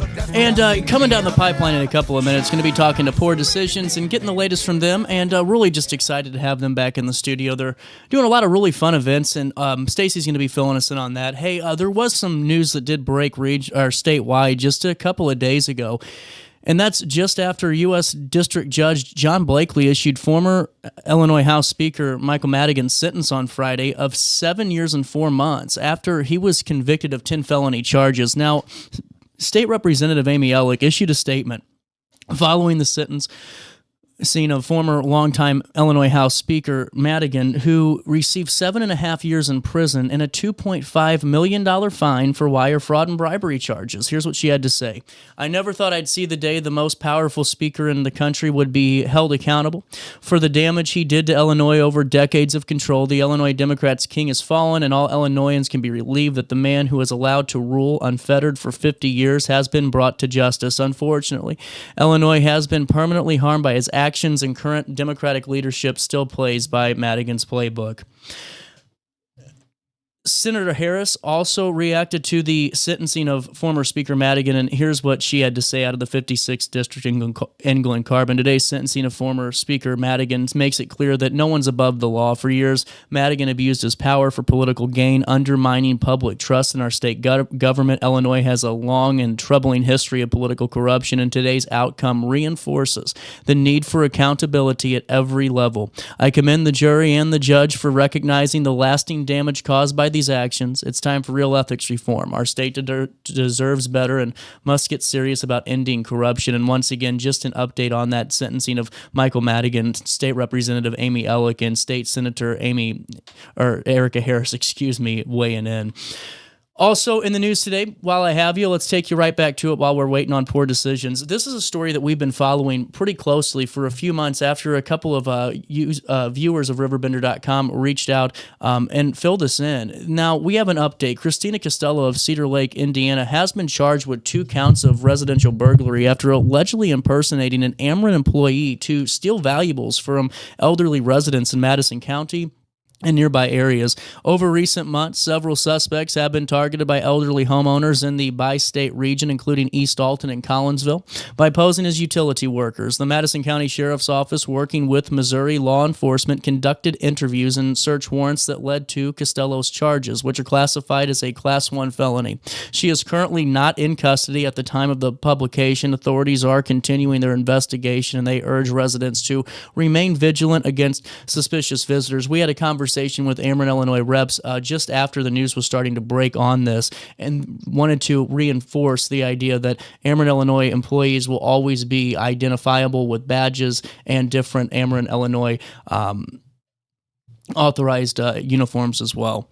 Also in the news today, the Collinsville Police Department is actively searching for Alec Bill, who currently has an outstanding felony warrant for aggravated unlawful use of a weapon and possession of a controlled substance. Bill missed a scheduled court appearance, prompting the department to post his photo on social media as part of their Fugitive Friday initiative to encourage court compliance. Those that have information can contact the department anonymously at 618-344-2131. That's 618-344-2131. That extension is 5209. Also in the news today, Phillips 66 has donated $50,000 to the Granite City School District to aid recovery efforts following the EF3 tornado that struck the region on the 16th of May. The tornado did cause extensive damage, as we know, along a 22.7-mile path through St. Louis and into Illinois. It severely impacted Granite City, where the gymnasium roof at Prather Elementary School was torn off just before the school year ended. The donation will fund repairs to ensure safe, functional learning environments for students in the upcoming year. Phillips 66 representatives presented the contribution and wanted to emphasize the company's commitment to its local community and its employees in which live there. Hope Animal Rescues, a nonprofit that was founded 2005 after Hurricane Katrina, is continuing its mission to save dogs from euthanization at animal control facilities operating without breed or age restrictions. The organization rescues dogs facing euthanization within 7 to 14 days, focusing on those that are friendly and can be saved. Since the COVID-19 pandemic, the rescue has experienced a $17,000 funding shortfall, threatening its ability to care for the animals. Donations cover food, vaccines, medical treatments, and enrichment amenities, while staff salaries are supported by a separate grant. Community support is vital in this initiative, and contributions can be made through their GoFundMe page. Finally, in the news today, Timothy Johnson Jr., 32 of Granite, charged on the 30th of May with multiple felony counts after police discovered a stolen Anderson Arms Voodoo Witch Doctor 5.56 caliber rifle in his home. Johnson, who has prior convictions including aggravated robbery and domestic battery, now faces a Class X felony for the possession of a firearm by a repeat felony offender and a Class 2 felony for felon in possession of a weapon. Authorities found the firearm during a search warrant execution. The Madison County State's Attorney's Office presented a petition to deny Johnson's pretrial release, and he remains in custody pending further court proceedings. That's a look at what's happening around the Riverbend on this kind of humid Monday morning. Let's take a look at weather, shall we? It's 77 degrees. It feels like 87 out there. Humidity's up at 80%. Today, humid with clouds and breaks of sun, and tonight, cloudy and humid. Temperatures only reach 83 degrees today. They'll drop down to 69 overnight as we head into Tuesday. On Tuesday, a high of 87, a low of 71 degrees, and then on Wednesday, we're going to get some rain and thunderstorms. A high of 84, a low of 65 degrees on Thursday, the 19th of June. A high of 85, a low of 68. And then on Friday, the 20th of June, we're seeing sunny skies. Temperatures reach 90 and they drop down to 73 overnight as we start our week. That's a look at the next 5. Here's what's happening now. 77 degrees in the heart of the 618. It's 10:34, and that's a look at what's happening around the Riverbend for time and temperature throughout the day. 618-465-4545, this time powered by Bounce Back, Rehab, Recover, and Return Home. You can also stay up to date in real time all the time by going to RiverBender.com/weather. We're going to be talking to Poor Decisions here in just a couple of moments. You stay there. I'll stay here in the studio. You're watching our daily show on RiverBender.com and Roku TV. Village Dispensary has the best deals in Godfrey, Illinois, with specials 5 days a week. Mondays, roll in the week with 20 to 30% off select pre-rolls. Tasty Tuesdays, enjoy 20 to 30% off select edibles. Waxy Wednesdays, enjoy 20 to 30% off select concentrate and vape brands. Thirsty Thursdays, sip and save with 20 to 30% off all drinks. Flower Friday, grab like 3.5 gram flower deals starting at just $20. Village Dispensary, come meet your best buds.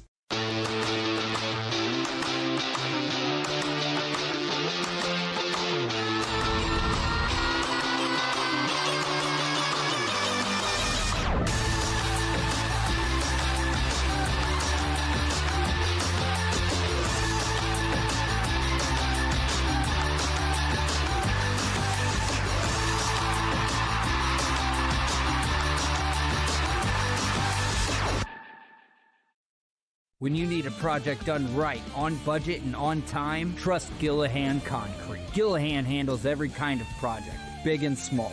Commercial, industrial, residential, from room additions and garages to patios, driveways, and more. Gillahan brings quality and experience to every job. Family owned with over 30 years of service to our community. Call today at 618-781-3914 or visit GillahanConcrete.com. Macias Insurance Agency, providing quality products with extremely competitive prices. As an independent provider, we source multiple companies to offer the best rates possible, covering auto, home, business, and life insurance. Our goal is to provide quality service that meets and exceeds customer expectations. You can rest easy knowing the Macias team is working round the clock to ensure that both you and the most important parts of your life are covered. Our qualified professionals make the insurance process easy so you can live carefree and focus on what matters most. Visit MaciasInsuranceAgency.com today to find out what our team can do for you. With over over 20 years of experience, Wilson's Tree Service has the expertise to handle all of your tree care needs. Licensed and fully insured, their team of experts are dedicated to providing reliable service. Plus, with a 24-hour emergency service line, Wilson's will always be there for you. Don't risk tackling that timber by yourself. Trust the local professionals at Wilson's Tree Service. Visit treeservicealtonil.org to get started today. Looking for the best barbecue in Madison County? Head over to Carver's Barbecue in Godfrey, Illinois. From loaded barbecue nachos to mouth-watering pulled pork, brisket, ribs, and more, Carver's serves up award-winning flavors you'll love. Family-owned, Carver's is all about fresh-made in-house dishes served daily. Come visit us at 2716 Groveland in Godfrey, or give us a call at 618-467-9999. Order online, get it catered, or stop by for the best smoked meats around. Where great flavors meet family tradition, you'll find Carver's Barbecue. You won't find a better health club than Nautilus Fitness Center.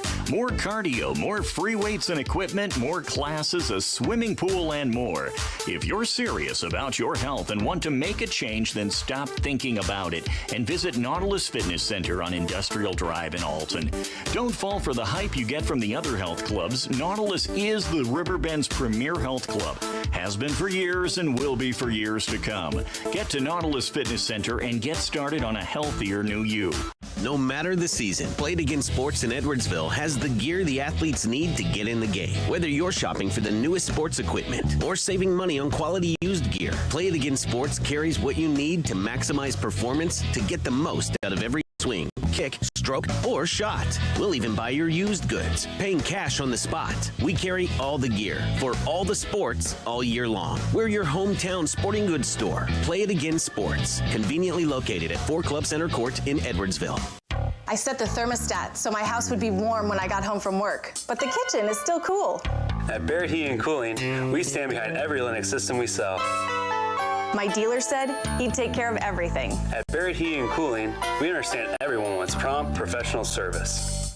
Turns out it wasn't my furnace after all, just a little something blocking the vent. Pretty smart dog if you ask me. For service you can count on, call Barrett Heating and Cooling. Lennox, innovation never felt so good. Picture This and More has been a trusted name in the Alton community for more than 30 years, with the last 3 being right here on Broadway. We specialize in quality framing at affordable prices. We also feature works by local artists because we're proud of our community. If you have valued treasures to display and preserve, we're sure to have the perfect fit with our large selection of custom framing and display options. Whatever color, shape, or size, Picture This and More has the look you need. Stop by today and let us help you with your next project. You're listening to Our Daily Show with CJ Nasello on RiverBender.com.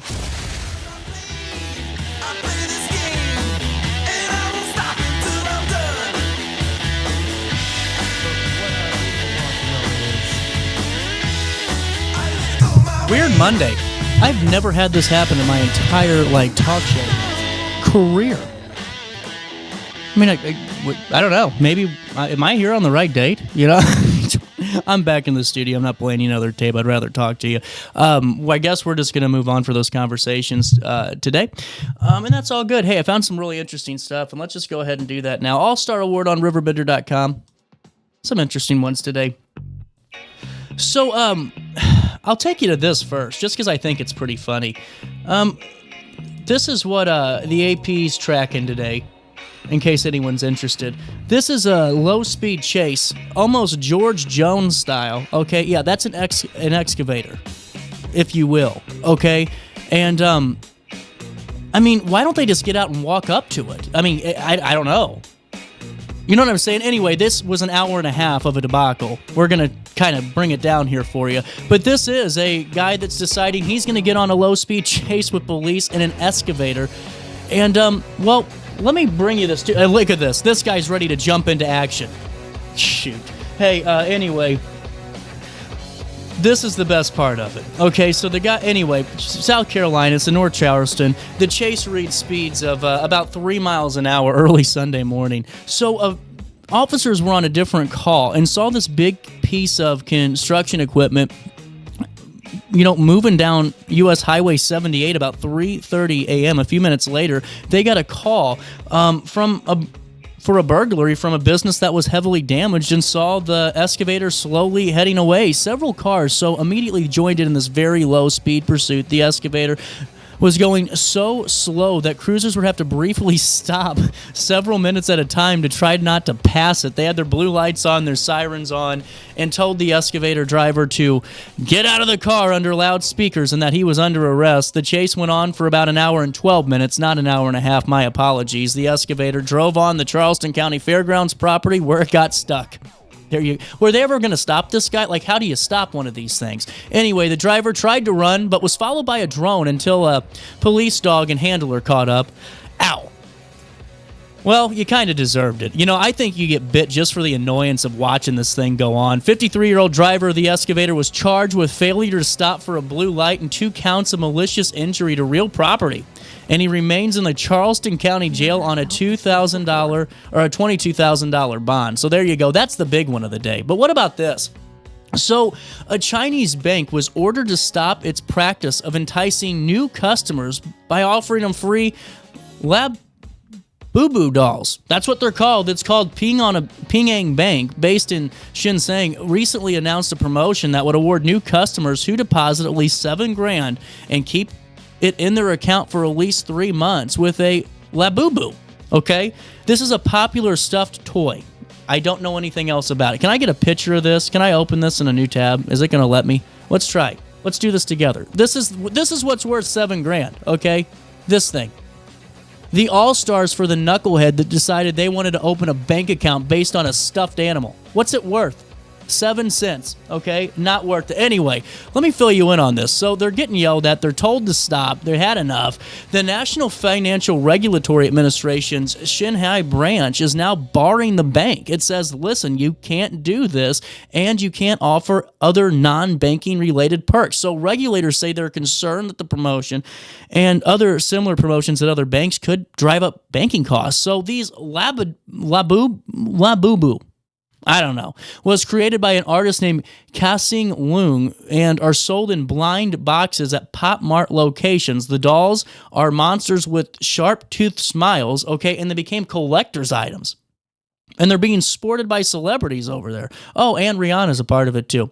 Anyway, I don't get it. That's another thing that we can follow, I guess. You know, how'd your bank entice you to get a credit card? Let me know. Text me. You know, what I thought was really cool was this story. I might leave it for the last one. Yeah, let's leave that one for the last one. We'll come back to it. So, a Mexican restaurant in New York, we'll get to this one first, held a Pedro Pascal lookalike contest, drawing nearly 30 participants to compete for the best impersonation of the Mandalorian and Last of Us star. Okay? They're on it. Okay? So, Anisha Garcia, co-owner of the Sun Del Norte Mexican restaurant on the Lower East Side of Manhattan, said the contest was inspired by Pascal's 2023 comment that there was no good Mexican food in the city. They had enough. We were like, there is, and we are here, Garcia told the New York Post. Glad they were following this. The competition was won by Pedro No. 5, a.k.a. Brooklyn Dad George Gontas. Okay? Gontas, a light designer for Comedy Central's The Daily Show, was urged to compete by his wife. And now it started when the Game of Thrones came out first, and that's when we first heard it. Then some kids started noting it too. So I was like, we saw this contest. I was like, it's Father's Day. You have to go. It's going to be your Father's Day treat. It's funny because he's not on social media at all, but he's now going to be everywhere. So here's what the guy wins, okay? Because Sandel North was not going to let you just win and get a pat on the back. Got $50 and free burritos for a year. So there you go. That's worth it. Anyway, I don't even know what the guy looks like. I just thought it was cute that some restaurant was doing a lookalike contest and it got national attention. Also, this one's a fun one. A New York man may have earned a Guinness World Record by playing golf for 36 hours. So I've been on a golf course when it feels like 36 hours and you lose all your balls and you run out of beer and you're stuck behind the slowest foursome that God ever created. Well, this is Kalichi Asi, a Long Island man who was originally from Nigeria. He decided he was hitting the links at Huntington Crescent Club at 6 p.m. Sunday with the intention of playing the game for 24 hours. It's the minimum goal set by the Guinness World Records to originate the title for longest marathon playing golf. So his plans, though, abruptly changed halfway through when he saw his attempt when he was told a Norwegian man had just completed it, if I can get paid today, and the attempt went on for 32 hours. So he said, this ain't going to work. I got to do more.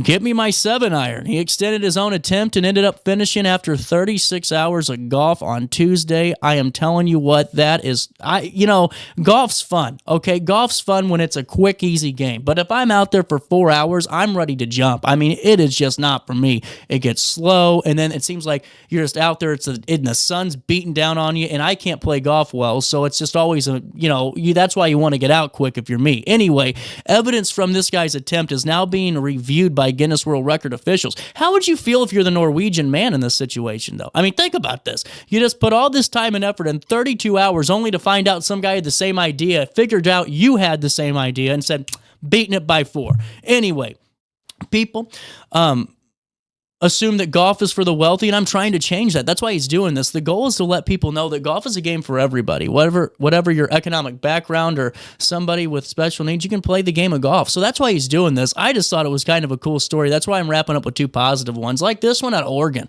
So students at an Oregon middle school, listen to this, used recycled materials to design and build a prototype prosthetic for a dog with a spinal injury. So the 7th graders at the Valley Catholic Middle School in Beaverton were challenged. They said, you got to create a prototype prosthetic for Ember, a 16-week-old Labradoodle whose back legs were paralyzed as a result of a spinal injury. So the project, it served as a final exam for the school's STEM program, which, talk about a final exam. Man, the school STEM teacher, Susan Fu, told local affiliates the goal of the project is to challenge students to apply their knowledge to a real-world scenario. How cool is this?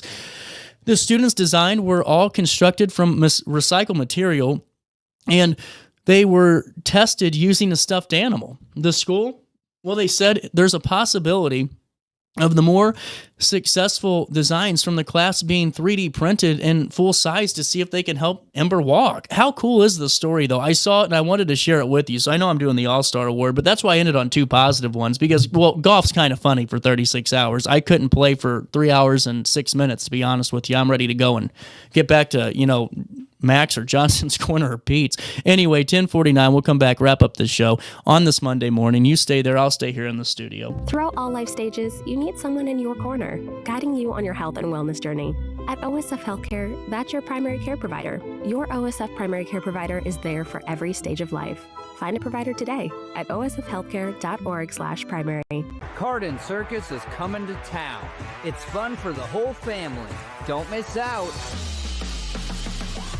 Get ready for breathtaking aerial stunts and a heart-pounding thrill ride that will have you on the edge of your seat. 2 nights only. See the magic in Jerseyville on May 27th and Highland on May 29th. Bring the whole family and experience the wonder of Cardin Circus. Get your tickets now at glowcircus.com.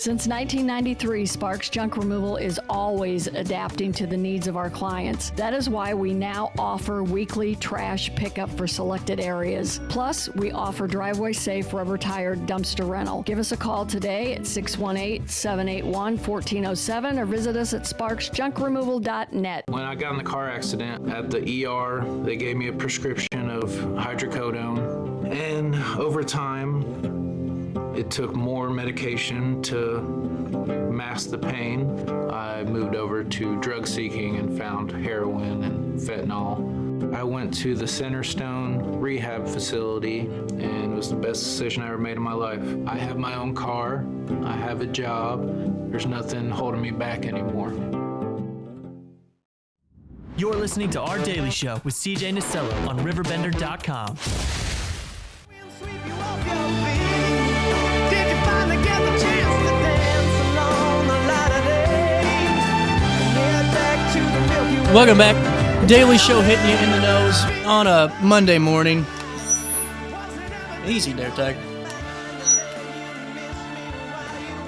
Headphones are trying to give me an EMP attack, man. I'm telling you what. Hey, wanted to fill you in. We were over there at Juneteenth just a couple of days ago, and it was such a good time. Really had a great time out there. And, you know, Alton did mark its 34th consecutive Juneteenth celebration on Saturday.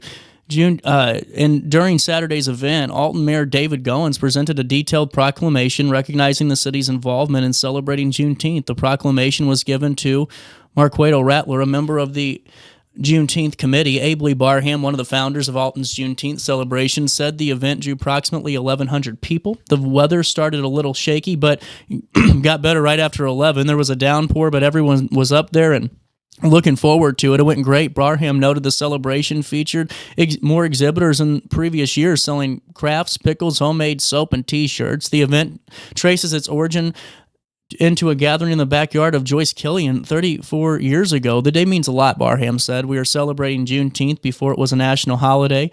It's a remembrance of the enslaved who were freed in 1865, 2 years after the Emancipation Proclamation. He described the celebration as a neighborhood coming together. Vendors might be selling rib tips, pork steak sides. One vendor said they didn't have enough charcoal and gave some to a neighbor. It's about the community coming together, celebrating Juneteenth and the big fellowship. People are taking notice. We should be prideful of our hall, our park, and our Juneteenth celebration. That's what Lee Barham had to say. But, man, it was so much fun being out there. I was out there for a few hours on Saturday and really just having the time of my life. We have a few interviews that are going to be posted to RiverBender.com. Want to thank Carlston Edwards for helping me out with that, but really just got some really great sights and sounds of the event, and really great to be a part of it. Hey, another news story for you today.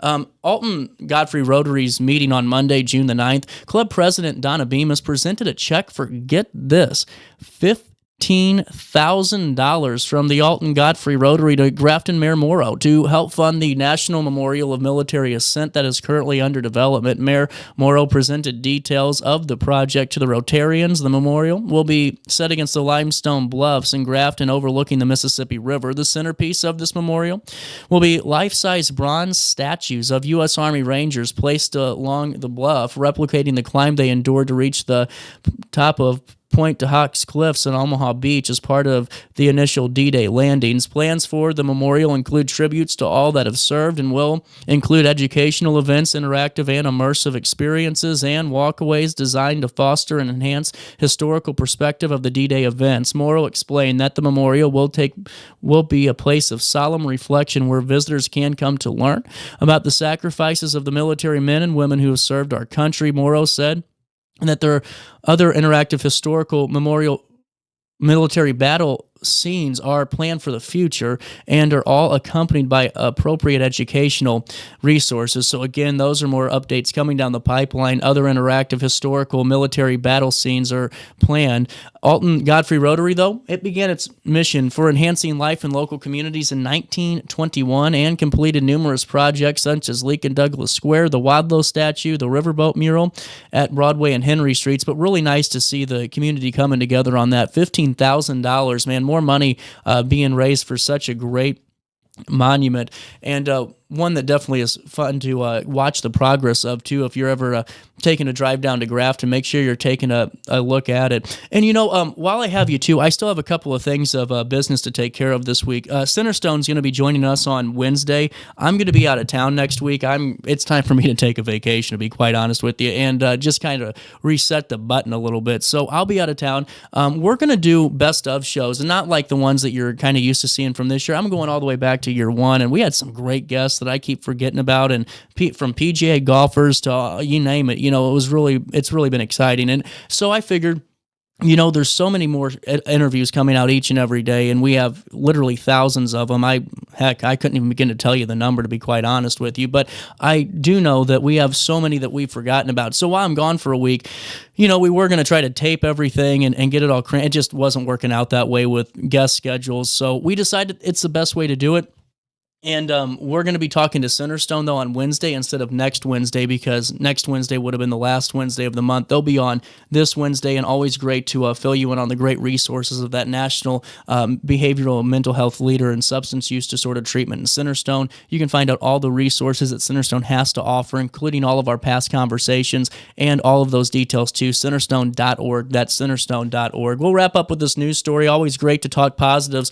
The Illinois Department of Transportation announced that Interstate 255 from Illinois 157 to Illinois 15 in St. Clair County did reopen to traffic over the weekend. Now, this is what's important about this. It was finished 6 weeks ahead of schedule, and it came in a little bit under budget. Now, this is due to the Rebuild Illinois Capital Program. The accelerated $65.5 million project is the second of 5 phases to repair and improve I-255 by completely closing the work zone.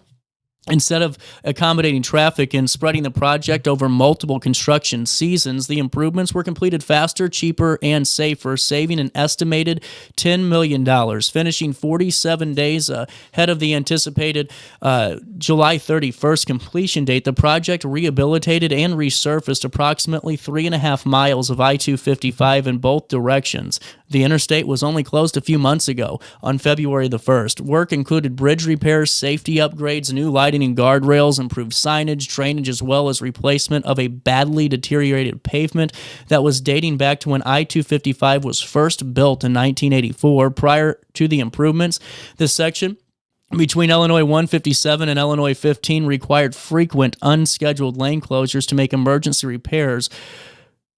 A project webpage recapping those improvements are available on a hyperlink on RiverBender.com. And this is what Senator Christopher Belt had to say. This is a big win for the Metro East, thanks to smart planning and efficient execution by our friends in labor. And at IDOT, I-255 reopening well ahead of schedule. That means quicker commutes, safer roads, and for many of us, a long-awaited break from the scenic route on I-64. That's the final bit of news for you today. I'm out of time. We're back with a full slate tomorrow. I don't know what happened today. Maybe everyone else thought it was still Sunday. You got me. Hey, have a great rest of your day, and try your best to stay out of jail.